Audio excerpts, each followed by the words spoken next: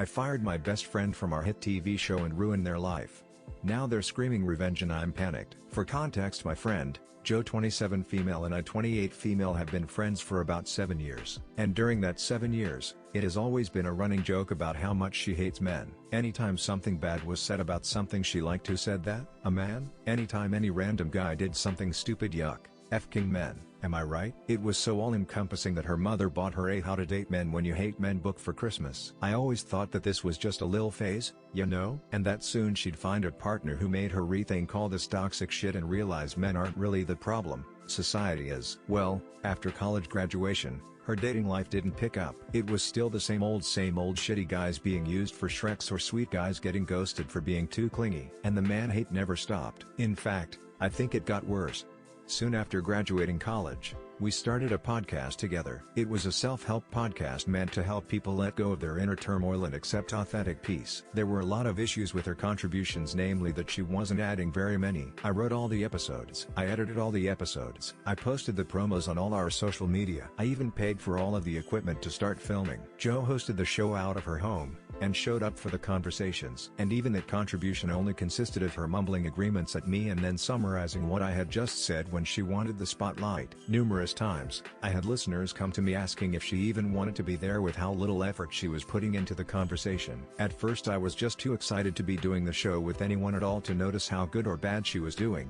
But as the season went on and she continued to complain about how overwhelmed she was while still doing hardly anything, I began to get annoyed and very frustrated. The frustration grew ever more when we started to disagree on topics. Again, this is a self-help podcast. It's meant to be hard to talk about sometimes. Growth always is. One day, the day we are supposed to start recording season 2. We get into a disagreement. We co-run a support group with 4 other women. There's about 12 of us now. And it's such a blast to get together every month for a craft and a potluck dinner. Well, I had a conversation with my partner 26 male about feminism and the current society, and we came to the conclusion that technically, I have a discriminatory group. Simply, because we are an all-women's group who excludes men simply for being men. Which became a lil aha moment for me as I realized he was right. Regardless of your ideological standpoint, anything that excludes a particular group simply for existing is discriminatory, even if you had good intentions. It wasn't gonna change my mind about the group or make me shut it down, but it was a fun thought experiment. So, I shared that with Jo as we were setting up for recording,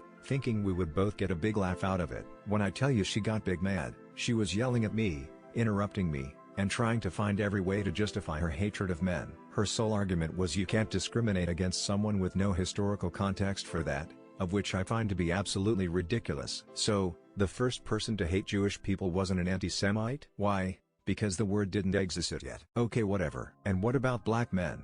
Or gay men? Aren't they men too? Are they not currently being discriminated against? She had no answer for these, of course, except to call me an internalized misogynist. It was at that point that I went quiet for a full 2 minutes. It was obvious to me in that moment that these cracks at men were not just a joke. She actually believed what she was saying and believed that men deserved to be treated that way. My whole soul was telling me to pack up all my shit and leave. So, I did. I looked her right in her eyeball and said, I think it's time for me to leave. Fine. She spat. So I packed up all my equipment, and started to drive home. Before I even got on the highway, she was already texting me to apologize for yelling at me. She stated that she was triggered by what I said and she needs to do better work at managing those. I simply accepted her apology and stated that I needed more time to think before we talked on it any further. This just felt like damage control to me, and not really very genuine. 3 days later, after much deliberation, I told her that I would be doing the show by myself and that I wasn't sure we could be friends anymore. So, am I the asshole for firing my best friend over this?